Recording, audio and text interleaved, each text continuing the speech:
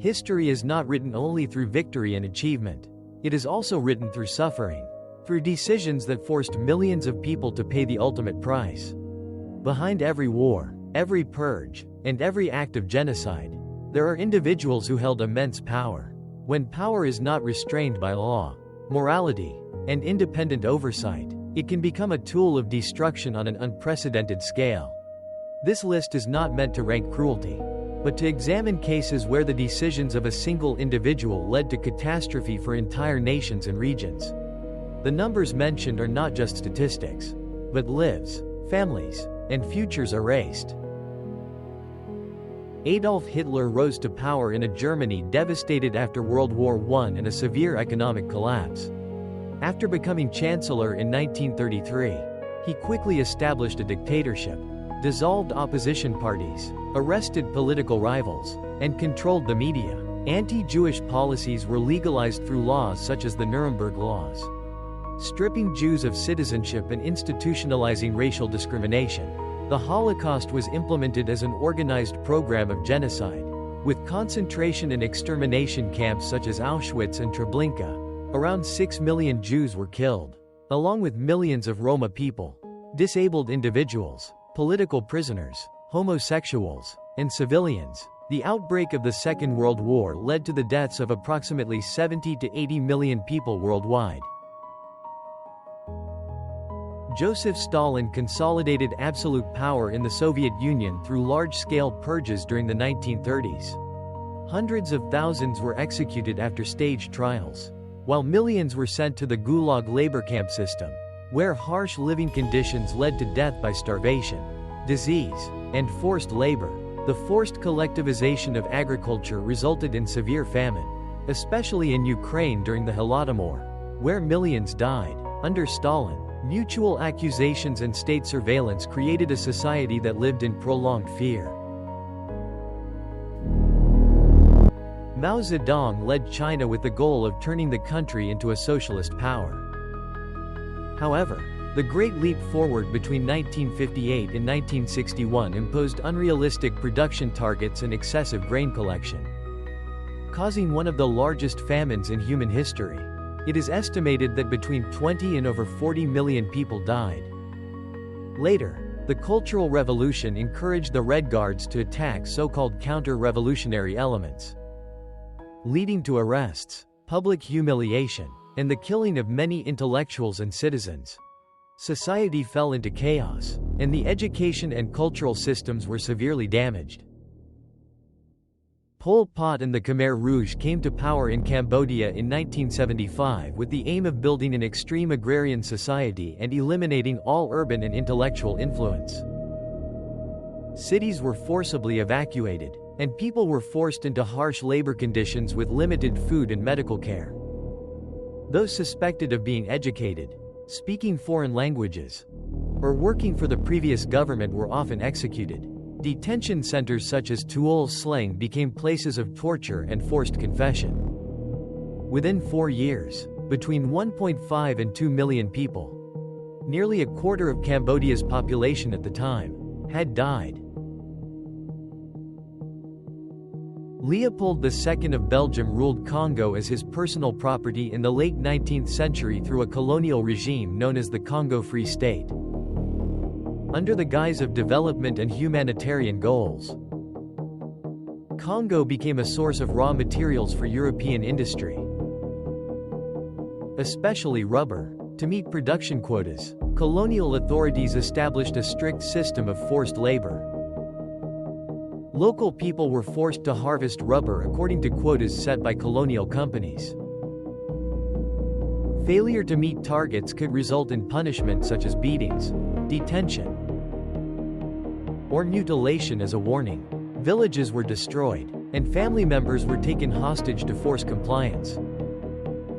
Children and women were often detained to pressure male workers.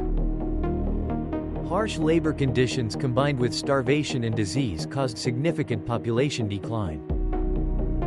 Historical estimates show that millions of Congolese died during this period.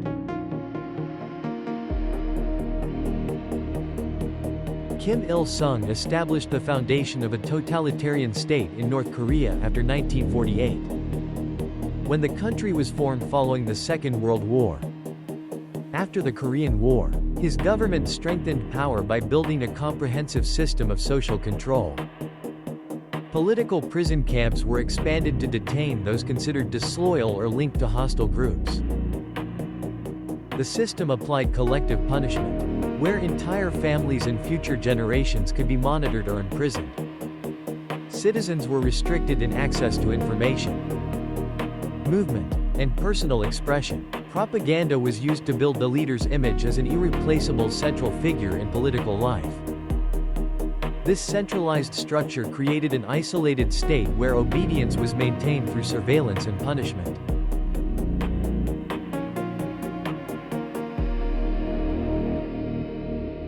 Idi Amin came to power in Uganda in 1971 through a military coup. During his rule, security forces arrested and removed those suspected of being political rivals or threats to the regime. Reports documented arbitrary detention, torture, and disappearances. One of his most controversial decisions was the expulsion of the Asian community in 1972. Around 60,000 to 80,000 people were forced to leave the country, and their assets and businesses were confiscated. This decision caused severe economic disruption, leading to shortages and production decline. During his rule, it is estimated that between 100,000 and 300,000 people were killed.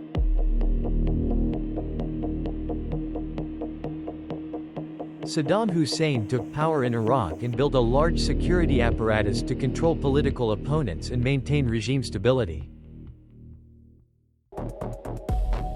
During the Iran-Iraq War from 1980 to 1988, chemical weapons were used in several military operations. The attack on the town of Halabja in 1988 killed thousands of civilians and caused long-term health effects. After the Gulf War, uprisings in the north and south of Iraq were suppressed by military force. Later reports revealed the existence of mass graves reflecting the scale of repression. The prison and interrogation system was used as a tool to maintain control through fear. Genghis Khan unified the Mongol tribes and launched extensive campaigns across Asia and Europe in the 13th century. His military campaigns relied on mobility and effective cavalry tactics. Many cities were destroyed when they resisted, and their populations were punished to deter other regions. Although warfare in the medieval period followed different norms from modern times, the scale of these campaigns still caused significant loss of life.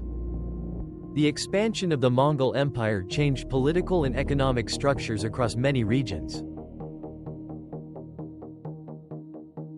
Ivan IV of Russia, also known as Ivan the Terrible, initially introduced administrative reforms to strengthen central authority and expand national territory. However, he later created the Oprichniki, a special force tasked with suppressing suspected traitors. These actions included arrests, executions, and property confiscation. The massacre of Novgorod is considered one of the most notable events of this period.